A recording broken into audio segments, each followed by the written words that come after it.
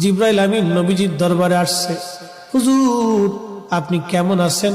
আল্লাহ জানতে চেয়েছে, যদিও আল্লাহ সবকিছু ভালো জানেন, তারপরেও আপনি নবীর খোঁজ নেওয়ার জন্য আল্লাহ আমাকে পাঠাইছে।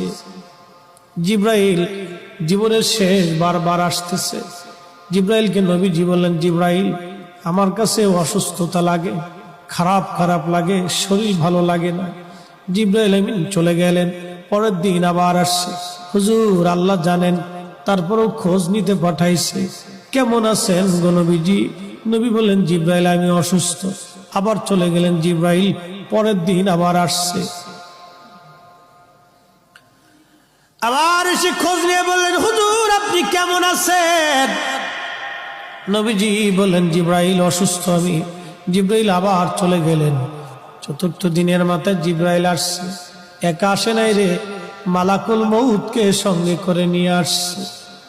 আহা, আমাদের কাছে মালাকুল মউত আসবে, জিজ্ঞাসা করে আসবে না, কিন্তু নবীর দরবারে মালাকুল মউত আসছে।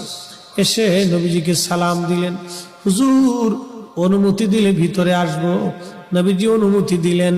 আল্লাহ জিবরাইল এবং মালাকুল মউত দুইজন নবীজির ঘর মোবারকে তশরিফ রাখলেন। পৃথিবীর একটাই ঘর, যে ঘরে ঢোকার আগে জিবরাইল আজরাইল অনুমতি চায়, তিনি রাহমাতুল লিল আলামিনের ঘর। জোরে জোরে বলা যাবে আল্লাহু আকবার।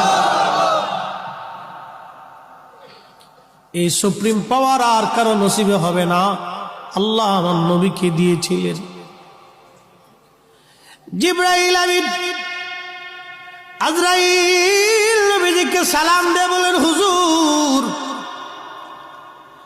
আল্লাহর পক্ষ থেকে আমি আজরাইলের উপরে নির্দেশ, আপনি যদি চান আমি জান কবজ করব, যদি না চান যতদিন ইচ্ছা আপনি পৃথিবীতে উম্মতের মধ্যে থাকবেন গো নবীজি, আপনার যতদিন ইচ্ছা থাকতে পারেন।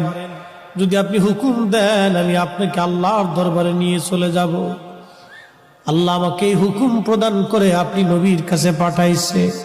ইয়া নবী আল্লাহ, অনুমতি যদি দেন, আপনার যেইভাবে অনুমতি হবে আমার হুকুম সেইভাবেই হয়েছে। হুজুর পৃথিবীতে এইভাবে কারো, আপনি নবীর আগে কারো অনুমতি হয় নাই, আপনি নবীর পরে এইভাবে কাউকে বলাও হবে না। ও নবীজি অনুমতি যদি দেন জান কবজ করব, যদি না দেন যতদিন মন চায় আপনি ততদিন পৃথিবীতে থাকবেন। তার মানে পৃথিবীর হায়াত নবীর ইচ্ছার উপরে নির্ভর।